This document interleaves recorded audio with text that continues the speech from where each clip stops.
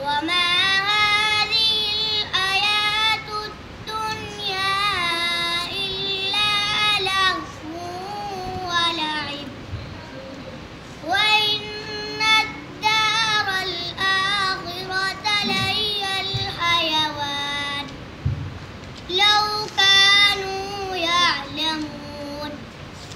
فإذا ركبوا في الفلك دعوا الله مخلصين له الدين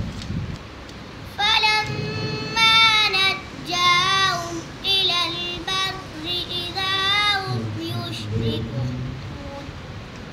ليكفروا بما آتيناهم وليتمتعوا فسوف يعلمون أولم يروا أنا جعلنا حرما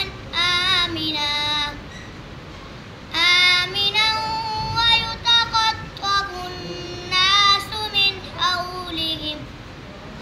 أفبالباطل يؤمنون وبنعمة الله يكفرون